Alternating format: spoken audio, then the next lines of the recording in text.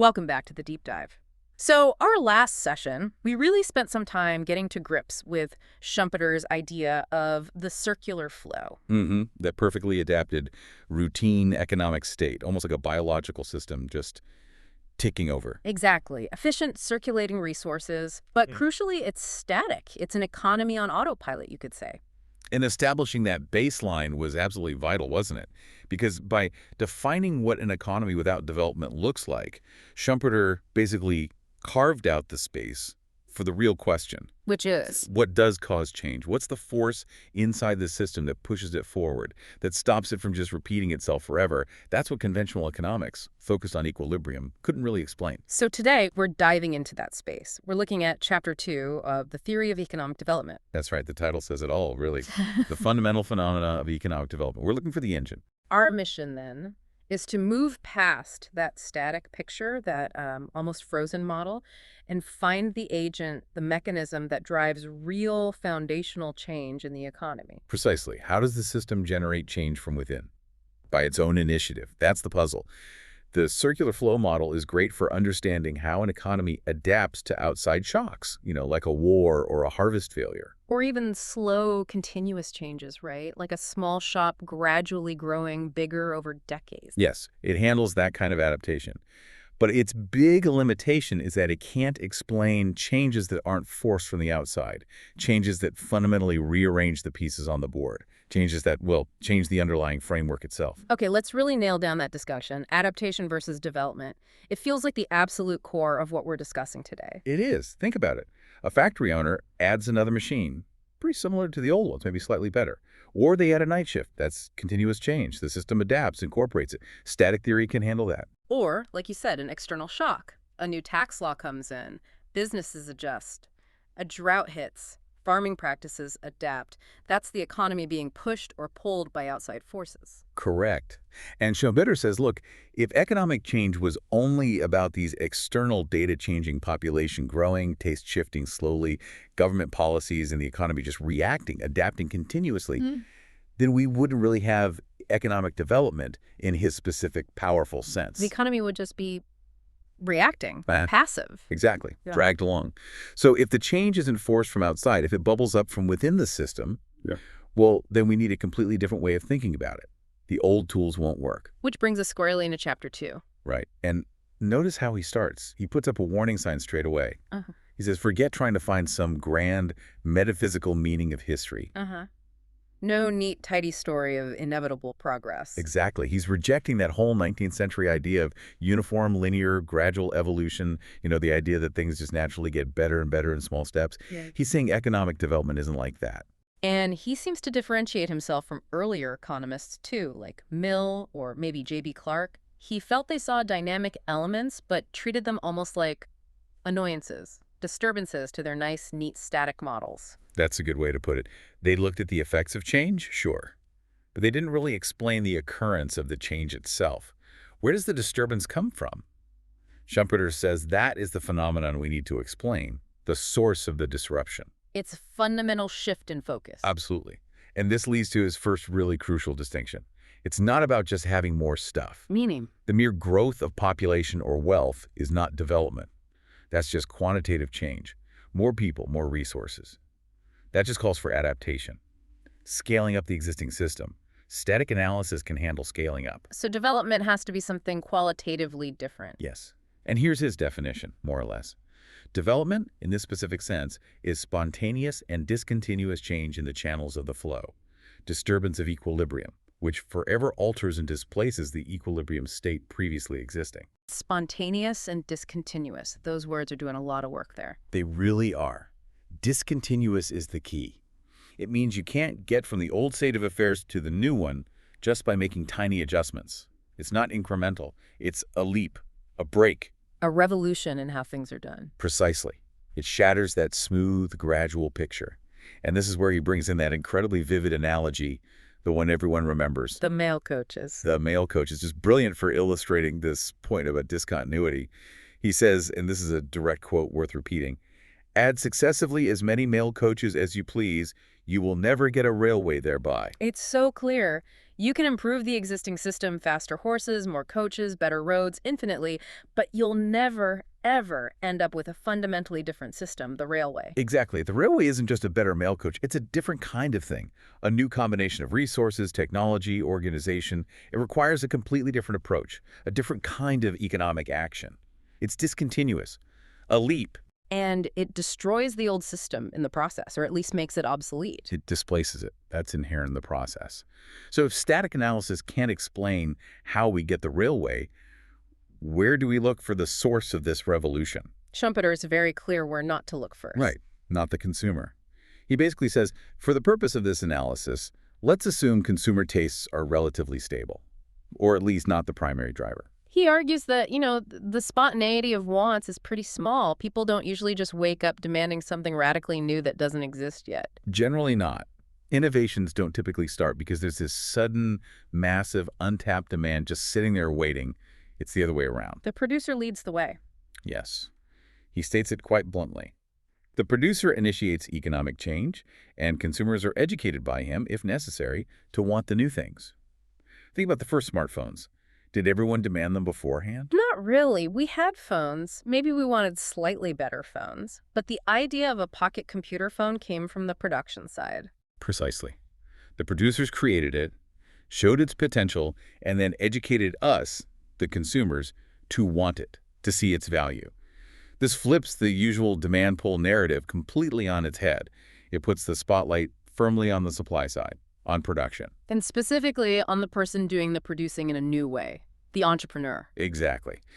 If producing means combining materials and forces, then development, that discontinuous leap, means carrying out new combinations of those materials and forces. And then the person whose function it is to do that. That's the entrepreneur. Okay. And the act itself, the carrying out of the new combination, that's the enterprise. It's a very specific functional definition. Okay, let's break down these new combinations, because it's not just about, tweaking things slightly. Schumpeter gives us 5 distinct types. Yes, and understanding these 5 really shows the breadth of his concept of innovation. It's not just about gadgets. So what's the first one? Number 1 is probably the most obvious. The introduction of a new good, or importantly, a new quality of a good. Okay, so like the invention of the automobile itself. Or later, the introduction of anti-lock brakes as a new quality feature. Exactly. Or moving from, say, feature phones to smartphones. That's a new kind of good. This is the innovation we usually see most directly as consumers. Makes sense. What's number 2? The introduction of a new method of production. And this is interesting because he stresses it doesn't have to be based on some brand new scientific discovery. It just needs to be new to that particular industry. So it's about the practical application, not necessarily the underlying science being novel. Precisely. Think about the Ford assembly line. The idea of breaking down tasks wasn't entirely new, maybe, but applying it systematically to mass car production was revolutionary for that industry. It was a new combination of existing organizational principles and technologies. Or maybe like lean manufacturing principles spreading from one sector to another. Perfect example. Or today, think about how some companies are using AI for process optimization in industries that never used it before. The AI might not be cutting-edge research, but its application in that context is the new combination, the innovation. That distinction between invention and implementation seems really key. We should probably come back to that. Okay, type 3. The opening of a new market. This means finding or creating a new group of customers for an existing product. So this could be geographical, like a company is starting to export its product to a country where it wasn't sold before. Yes, absolutely, entering a new territory. Or it could be opening up a new demographic segment, maybe marketing a product previously aimed only at professionals to home users. It's about finding a new space where that branch of industry hadn't previously entered. You're essentially creating a new demand stream, even if the product isn't new. Exactly. You're combining the existing product with a new customer base. That's the new combination. Okay, number 4. The conquest of a new source of supply of raw materials or semi-manufactured goods. So this is about the inputs, the supply chain side of things. Right. Finding a cheaper source of materials, or a more reliable one, or maybe developing a new way to process existing raw materials that makes them usable in a new way. Think about fracking technology unlocking vast new supplies of natural gas. Or finding new deposits of rare earth minerals needed for electronics That changes the game. Completely. It disrupts the existing cost structures and supply relationships, a major source of discontinuous change. And the fifth type. This one feels a bit different. It is. Number 5 is the carrying out of the new organization of any industry. And he gives examples like creating a monopoly or breaking one up.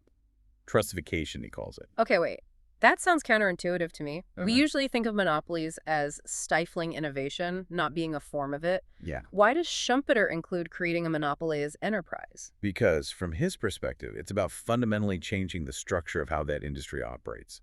Think about someone like Rockefeller, organizing the fragmented oil refining industry into Standard Oil. He wasn't just buying up competitors. He was creating a completely new, centralized system for production, logistics, pricing. It was a revolutionary organizational achievement that displaced the old, chaotic structure. It was a new, and in his view, initially more efficient, combination of economic forces, even if it led to market power. So the newness is in the organizational form itself, the way the industry is structured and managed, regardless of the competitive outcome. Exactly. It's a discontinuous shift in the rules of the game for that entire industry. Breaking up a monopoly would similarly be a new organization. So innovation isn't always about new products or tech. It can be purely structural or organizational. That broadens the definition considerably. So these 5 types are the ways development happens. Now, how do these new combinations actually get implemented? You mentioned a dual discontinuity. Yes. It's not just the result, the railway, that's discontinuous. The process itself involves breaks from the norm in 2 ways: the means used and the agents involved. Let's start with the means. Where do the resources, the iron, the labor, the land for the railway come from? This is critical. Schumpeter argues strongly against the idea that development is mainly financed by slow, steady saving or population growth providing new resources. Why not? Doesn't economic growth naturally free up resources for investment? Some, maybe, but Schumpeter says that's far too slow and incremental to explain revolutionary change. The key insight is that development consists primarily in employing existing resources in a different way, in doing new things with them. So it's about reallocation, not just accumulation. Precisely. The new combination, the railway, must pull the necessary means of production away from some old combinations. It has to detach resources that are already being used somewhere else in the circular flow. So the iron needed for rails might have gone into making plows or carriages before. The workers building the railway might have been farmhands or coachmen. Exactly. The entrepreneur has to actively divert these resources from their current routine uses. It's a competitive process of pulling resources away from the established way of doing things. That sounds inherently disruptive. It is. That's the point. It's not a smooth addition. It's a redirection, a kind of economic conquest of resources. This scarcity and the need for reallocation make the process revolutionary, not gradual. Okay, that's the discontinuity of means. What about the agents? Who is actually doing this diverting and recombining? Here again, discontinuity reigns. Schumpeter observes that it's usually not the established players who lead the charge. He comes back to that idea. It is generally not the owner of stagecoaches who builds railways. Right. Established firms, embedded in the circular flow, are often too invested, psychologically and structurally, in the old way of doing things. They optimize the existing system. They don't typically initiate its overthrow. So the new combinations tend to be embodied in. New firms, new players enter the field, producing alongside the old ones initially, but using the new disruptive method or product. And then what happens to the old firms? Eventually, if the new combination is successful, the old firms find themselves unable to compete. Their framework becomes obsolete. They aren't necessarily inefficient at making stagecoaches. It's just that nobody wants stagecoaches anymore, or not at the old price. They get displaced. And this, Schumpeter, connects to broader social patterns. Yes, he sees this as a core mechanism explaining the rise and fall of economic fortunes. Individuals, families, firms rise by successfully implementing new combinations, displacing those who are tied to the old ways. It's a dynamic, competitive sorting process. You mentioned earlier he was writing at a time when huge corporations, great combines, or trusts were becoming dominant. Did he see that changing this dynamic of new firms versus old? He did. He explicitly noted this as a potential major shift. He recognized that in mature capitalism, innovation might become more internalized. The R&D department of a giant corporation could become the source of disruption. So instead of a new startup destroying an old giant, the giant destroys its own outdated parts. Potentially, yes. He saw this as such a significant difference that it could mark a boundary between two distinct epochs of capitalism. The locus of entrepreneurial activity shifts from the individual outsider to the organized, internal function of the large corporation. That raises huge questions for today, doesn't it? About whether innovation is still fundamentally disruptive in the same way when it happens inside massive, established players. Absolutely. It's a core debate. But whether it's a scrappy startup or a corporate lab, one thing remains constant. The new combination needs resources before it can generate returns. Right. We have the agent, the entrepreneur, we have the action, the new combination. But how do they get the power to pull those resources away from the established circular flow? Where does the financing come from? This brings us to the third pillar of his theory of development, the financing mechanism. And it's just as revolutionary as his view of the entrepreneur. So, in the nice, stable circular flow, how does financing work? It's simple, almost automatic. Established firms just use the money they made from selling their products last period to buy the inputs they need for the next period. Revenue covers costs. It's a closed loop. Self-financing, essentially. But the entrepreneur, starting a new enterprise, building that railway, they have no last period, no past revenues. Exactly. They're starting from zero. They need command over resources, labor, materials, machines now, before the railway is built, before it carries a single passenger or piece of freight. So they need upfront funding. Yes, financing as a special act, separate from routine operations, becomes fundamentally necessary for development. And in a capitalist economy, where resources are allocated through markets, not by central command. You can't just order the iron foundry to send rails to the new railway project. Not in a typical capitalist system. Instead, you need a way to claim those resources through the market. The characteristic method, Schumpeter says, for forcing the system into new channels, for empowering the entrepreneur to redirect resources, is credit. Credit? Okay, but where does this credit come from? The obvious answer seems to be savings, right? People save money, banks lend it out. That's the conventional view, and Schumpeter says it's insufficient to explain development. Why? Isn't that how investment usually happens? He argues a couple of things. First, the sheer scale of funds needed for major developmental leaps often outstrips the normal flow of household or even corporate savings. Second, and more profoundly, he argues that a large part of the savings we actually observe in an economy are the result of previous successful development. Meaning the profits earned by earlier entrepreneurs become the savings used later. Largely, yes. Entrepreneurial profit is a key source of accumulation. But in the theoretical starting point, the pure circular flow where there are no entrepreneurial profits because everything is in equilibrium, the incentive and the source for massive development funding savings are weak. People save for retirement, maybe, or a rainy day, but not necessarily on the scale needed for railways. So relying only on pre-existing savings is too slow, too incremental. It's part of the adaptive process, not the revolutionary one. Exactly. Waiting for enough savings to accumulate passively is like waiting for more male coaches. We need a mechanism that allows the entrepreneur to command resources now without waiting for the results of past activity. And that mechanism is The creation of purchasing power by banks. creation, not just channeling existing savings. That's the radical core of his argument here. He insists that the essential function of banks in development is not primarily to act as middlemen, taking deposits from savers and lending them to borrowers.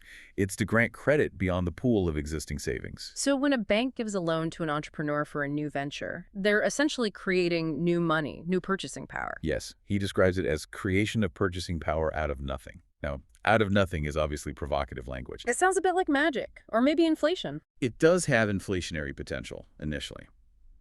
What it means practically is the bank isn't just transferring purchasing power that already existed, like moving person A's savings to person B. It's issuing a new claim on resources, backed essentially by the future expected success of the entrepreneur's project. So the bank is, in effect, writing an IOU against the future economy. That's a good way to think about it. They are creating temporary purchasing power, a specific kind of credit instrument that allows the entrepreneur to enter the market now and acquire the resources they need. And what does the entrepreneur do with this newly created purchasing power? They use it to outbid the existing producers in the circular flow. Remember those resources, the iron, the labor, were already employed. Making stagecoaches or plows. The entrepreneur, armed with his new banked credit, can now offer a higher price for the iron or higher wages to lure the workers away. This is the mechanism by which resources are forcibly detached from their old, routine uses and directed towards the new, disruptive combination. So the credit creation fuels the resource reallocation. Precisely. It's the financial crowbar that pries resources loose from the established system. But this must cause some tension, right? You've injected new purchasing power into the system, chasing the same pool of existing resources before the new productive capacity, the railway, comes online. Absolutely. It inherently creates inflationary pressure, or at least scrambles relative prices in the short term. Demand increases before supply does. This tension, this temporary disequilibrium and potential instability, Schumpeter argues, is not a flaw in the system. It's an essential part of the development process itself. You can't have the omelet without breaking the eggs. This really changes how we think about the role of banks and bankers then? They're not just passive intermediaries. Not at all in this context. The banker facilitating development is not primarily a middleman of the commodity purchasing power. He says the banker is a producer of this commodity, the purchasing power needed for innovation. Wow.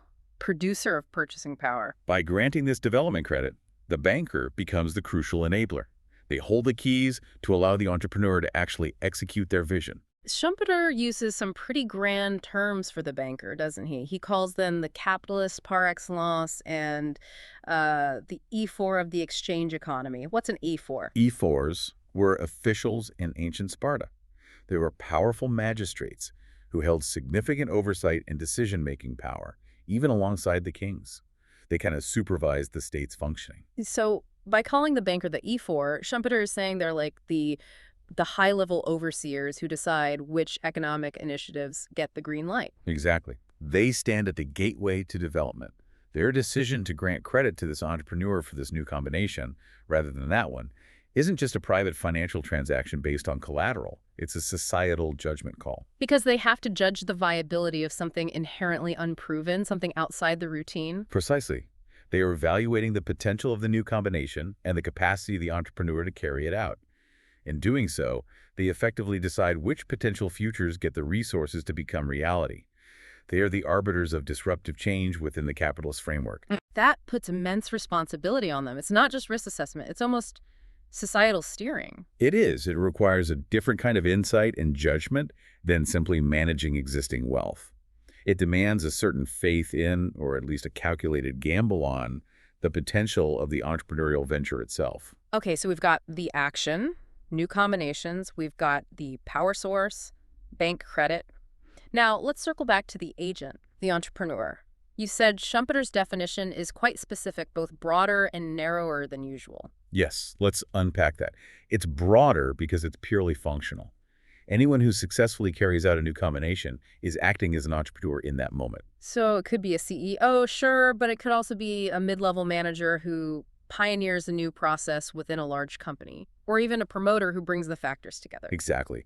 If they fulfill the function of implementing the discontinuous change, they fit the definition, regardless of their formal title or whether they own the capital. It's about the doing of the new thing. And how is it narrower? It's narrower because it excludes anyone who is simply running an existing business, no matter how large or successful.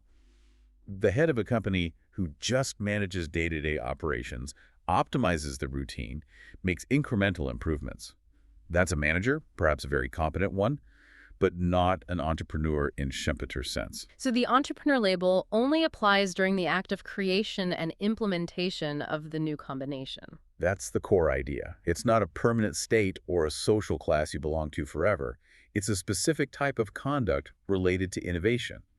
Once the railway is built and running smoothly, the person managing it is no longer an entrepreneur. They've become a manager of the new routine. That function is intermittent then. You step into the role, then potentially step out of it. Exactly. Which leads to a really important clarification Schumpeter makes, separating the entrepreneur from other economic figures, especially the capitalist. Right. The common idea is that the entrepreneur is the one taking the risk, putting their money on the line. Schumpeter cuts right through that.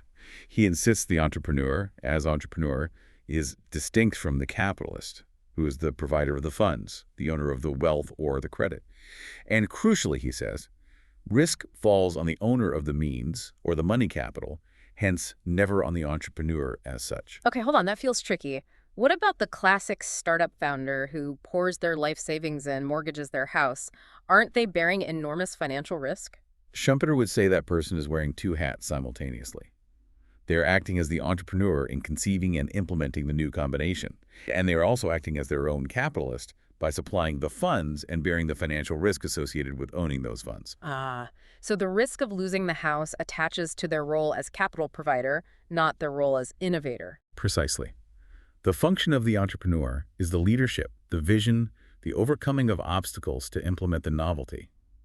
The function of the capitalist is to provide the financial resources and bear the risk of losing them. They can be the same person, often are in small startups, but conceptually, the roles are distinct. The entrepreneur's core challenge isn't managing financial risk. It's managing the uncertainty and resistance associated with doing something new. That's a very sharp distinction. It really sets him apart from theories that equate entrepreneurship directly with risk-bearing. It does. And he makes a similar sharp distinction between the entrepreneur and the inventor. They're not the same thing either. Definitely not. He argues that invention, the discovery of a new principle or device, is economically irrelevant on its own. It only becomes significant when it's carried into practice, when it's implemented as part of a new combination. So you can have brilliant inventions that never lead to economic development. Absolutely. History is full of them. The skills needed to invent something in a lab or workshop are very different from the skills needed to build a business around it, overcome market resistance, secure funding, and organize production. He uses the contrast between, say, an inventor like Tesla and an implementer like Edison. That's a classic example often used to illustrate his point. Edison wasn't always the prime inventor, but he was a master entrepreneur in building the systems and organizations to make inventions like the light bulb commercially viable and widespread. He carried out the new combination. And finally, the distinction from the everyday manager. Why isn't just being a good manager enough to bring about development? Because management, in Schumpeter's view, operates within the known territory of the circular flow. It's about efficiency, optimization, following established rules, and using available data. It's crucial for stability, but it's inherently routine. Whereas leadership. Leadership, the entrepreneurial function, is required precisely when you step outside the routine. When you face the unknown, when you have to create the rules, when data is missing or misleading. That requires a different skill set, different psychology. The manager works inside the box, the entrepreneur redraws the box. Okay, so what makes this entrepreneurial action so difficult? Why does it require this special type of person and conduct? Schumpeter outlines three main hurdles, right? Yes, three fundamental difficulties that explain why leadership is necessary and why not everyone can be or wants to be an entrepreneur. The first is cognitive. It's about knowing what to do. The problem of uncertainty. Exactly. Lack of data and the need for intuition. Outside the familiar channels of the circular flow, you're operating in fog. Precedent doesn't help much. Rules haven't been written yet. Success, Schumpeter argues, often depends less on rational calculation, because the data isn't there, and more on intuition. He describes intuition as a kind of seeing things clearly. Yes, the capacity for seeing things in a way which afterwards proves to be true, even when we can't logically prove it at the time. It's about grasping the essential elements of a complex, uncertain situation and having the conviction to act on that insight, discarding the non-essential noise. So it's not irrational, but it's perhaps super rational, going beyond the available logic. That's a good way to put it. It's a different kind of intelligence needed for navigating novelty. And he suggests this intuitive element is strongest at the revolutionary beginning of an innovation's life cycle. Okay, that's the first hurdle, knowing what to do in the fog. What's the second? The second is internal, psychological. Resistance from habit. Even if you see the path, actually taking it is hard because our own minds resist deviating from routine. We're creatures of habit. Exactly. Habits are efficient for everyday life. They conserve energy. But Schumpeter says these same forces of habit become chains when change is needed. Overcoming that internal inertia, that comfort with the familiar, requires a specific kind of effort. More than just intelligence, it requires willpower. Yes, a conscious effort of will to achieve mental freedom from the accustomed way. He talks about needing a great surplus force over and above what's needed for everyday tasks, just to break free from ingrained routines and truly commit to the new, uncertain path. It's an internal struggle against our own programming. Makes sense. So hurdle one is uncertainty. Hurdle two is internal resistance. What's the third? The third is external, social. Hmm. The reaction of the social environment. Doing something different often provokes pushback. People don't like change, especially if it threatens them. Right. Resistance comes from groups whose interests are threatened by the innovation. Think of the stagecoach owners reacting to the railway. It comes from the sheer difficulty of finding cooperation, convincing skilled workers or managers to leave secure jobs for a risky venture. And convincing customers too, right? Yeah. Educating them, as you said earlier. Yes. Overcoming consumer skepticism or inertia is another major challenge. Schumpeter argues that successfully navigating this social resistance, the legal hurdles, the skepticism, the outright opposition, requires a special kind of tenacity and leadership skill. He suggests this was particularly visible in the early days of capitalism, when the whole environment was perhaps more hostile to disruptive change. So it's a triple challenge: navigating the unknown, fighting your own inertia, and battling external resistance. No wonder he sees it as requiring a special type of person. Exactly. And this leads him to analyze the motivation of this special type. Why do they do it? He forcefully argues it's not primarily about the simple pursuit of pleasure or satisfying personal consumption needs. It's not hedonistic. Why does he reject hedonism? Most economic models assume people are trying to maximize their utility, their satisfaction. He looks at the behavior. If entrepreneurs were just seeking maximum consumption pleasure, basic economic principles like Gausson's law, diminishing marginal utility, would suggest they'd work hard, get rich enough to satisfy their desires comfortably, and then stop. They'd retire early and enjoy their wealth. But that's often not what happens. Right. He observes that many successful entrepreneurs keep driving forward, taking new risks, building new things, often until they're physically exhausted, long after they've accumulated more wealth than they could ever possibly spend on personal consumption. Their behavior doesn't fit the simple hedonistic model. So if it's not just about getting rich to buy nice things, what is driving them? He identifies three main characteristic non-hedonistic motives. The first is what he calls the dream of a private kingdom. A private kingdom. What does that mean? Like building an empire? Exactly. It's the desire to found something lasting, maybe even a dynasty, to achieve a certain status, power, and independence. He compares it to a modern version of medieval lordship, the will to create and command your own domain, recognized by society. So the wealth is more about the power and status it enables, rather than just the goods it can buy. Yes. It's the closest of the three motives to conventional consumer satisfaction, because it involves enjoying the fruits of success. But the focus is on the structural achievement, the founding, the commanding, the lasting legacy. Okay, that's motive one, the kingdom. What's the second? The will to conquer. This sounds more aggressive. It is. It's the impulse to fight, to compete, to prove oneself superior. It's about success for its own sake, the thrill of the contest. Schumpeter explicitly compares it to sport. So winning the game is the point. Yes. And in this context, the financial result of profit is often valued primarily as an index of success, a way of keeping score. It proves you won the battle. The money itself might be secondary to the victory it represents. You see this in how some entrepreneurs focus on market share or beating a rival, sometimes even at the expense of short-term profit. It's about the struggle and the win. Precisely. That competitive drive, the desire to overcome obstacles and rivals, is a powerful motivator, quite distinct from just wanting more stuff. And the third motive, you said this one was the most anti-hedonist.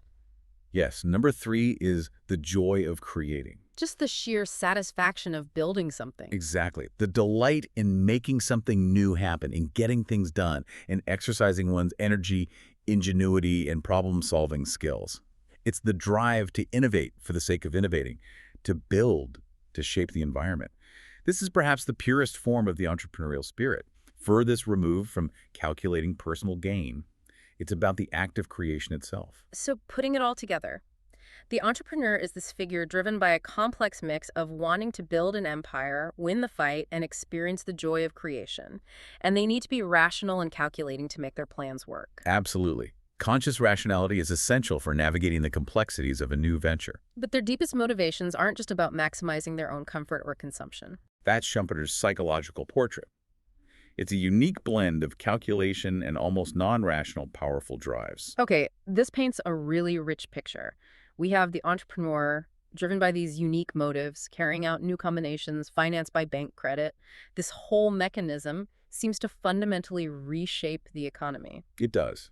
And it provides Schumpeter's explanation for phenomena that the static circular flow model couldn't handle, like profit. Right. In the perfect equilibrium of the circular flow, there's no profit, is there? Everything just balances out, costs equal revenues. Exactly. Profit, in the Schumpeterian sense, emerges only as a result of successful entrepreneurial activity. When the entrepreneur implements a new combination, a cheaper production method, a new product people want, they gain a temporary advantage. Their revenues exceed their costs for a while. That difference is the entrepreneurial profit. Yes, it's the temporary reward for successfully disrupting the equilibrium, for carrying out the innovation. But importantly, it is temporary, Why temporary? because as soon as the innovation proves successful, others will imitate it. Competitors will adopt the new method or launch similar products. This competition drives prices down or costs up, eroding that initial profit margin. So the profit gets competed away, and the system moves towards a new equilibrium, incorporating the innovation. Precisely. The profit acts as both a lure for the entrepreneur and the signal for followers. Once it disappears, the system settles down again, until the next entrepreneur comes along with another new combination, starting the cycle all over again. It's a constant process of disruption, temporary profit, imitation, and settling into a new but altered state. That's the engine of change. And while he doesn't use the exact phrase creative destruction heavily in this early work, the mechanism is all there. The creation of the new necessitates the destruction, or at least the displacement, of the old. The railway destroys the stagecoach business. It sounds like a necessary turbulence for a dynamic economy. He certainly saw it that way. The instability and the destruction are inseparable from the progress and the creation. Okay, as we start to synthesize all this, it feels like a good time to pose some of those reflective questions you mentioned earlier. Things for us and for you listening to chew on based on this deep dive into Chapter 2. Absolutely. These aren't questions with easy answers, but they arise directly from applying Schumpeter's framework to our world. The first one goes back to that point about big corporations versus startups. Right, the institutionalization of innovation. Given that Schumpeter himself noted this shift towards innovation happening inside large firms, the question becomes, can entrepreneurship be institutionalized within megacorporations without losing the essence of the function, the personal revolutionary will to conquer habit and social resistance? If you have an R&D budget, performance metrics for innovation, structured processes, does that systematize the conquering of habit? Or does it dilute the personal drive, the intuition, the willingness to fight against the grain that Schumpeter thought was so crucial? Can a committee truly replace that individual will? It's a tough one. Does the corporate structure provide resources and reduce risk, thereby enabling more innovation? Or does it inevitably bureaucratize it and dampen the truly revolutionary leaps? Something to ponder. What's the second question? The second one relates to those powerful, non-hedonistic motives: the kingdom, the conquest, and the joy of creating. Schumpeter tied the kingdom motive most closely to private gain and dynasty building. So consider this. If capitalistic private gain were removed, which of the three motives, kingdom, conquest, or creating, could be most easily harnessed by other social arrangements, like a non-exchange economy, to maintain industrial development? Interesting. Could a socialist system, for instance, effectively motivate people to innovate purely through appeals to glory, conquest, recognition, scientific achievement, or the intrinsic satisfaction of building something useful, creating? Could things like public honors, positions of influence, or leading major state projects substitute for the drive to build a private empire or achieve massive personal wealth? Schumpeter seemed skeptical about reformers fully grasping the power of these drives, but he didn't rule out that they could be channeled differently. Which motive is most adaptable? That challenges us to think about the fundamental roots of human motivation in innovation. Okay, and the third question. This brings us back to finance. Schumpeter's view is radical. The creation of new purchasing power by banks is the specific mechanism, the differentia specifica, that forces change in capitalism. So, how does this view challenge modern macroeconomic assumptions about the origins and use of capital? If development capital isn't primarily drawn from a slow pool of savings, but is actively created by the banking system specifically to fund disruption, what does that imply? It suggests that capital formation is intrinsically linked to credit cycles and potentially inherent instability. It challenges models that treat capital as just accumulated past savings. It puts the financial system and credit creation right at the heart of economic dynamics, not just as a passive facilitator, but as an active enabler, even instigator, of change. Does this view help explain why financial booms and busts seem so tied to periods of rapid technological or industrial transformation? These are big questions. They show that Schumpeter wasn't just describing what happens, but digging into the fundamental mechanics, the psychology, the financial plumbing required for an economy to evolve from within. Exactly. It's a theory of endogenous change. So to wrap up the core message of Chapter 2, forget gradualism. Economic development is revolutionary. It's driven by entrepreneurs, individuals with unique motivations, and the will to overcome resistance who carry out new combinations. And this process is fundamentally enabled by the banking system's ability to create credit, providing the purchasing power needed to pull resources away from the old routines and into the new ventures. Profit is the temporary reward that fuels this cycle, and the whole process inherently involves disruption and the displacement of the old equilibrium. We've established why credit is so essential. It's the key that unlocks the resources for the entrepreneur. But we haven't fully explored the consequences of using this key. What happens after this credit is created? How does it ripple through the system? How does it relate to other core economic concepts like capital itself or interest rates? That's the natural next step.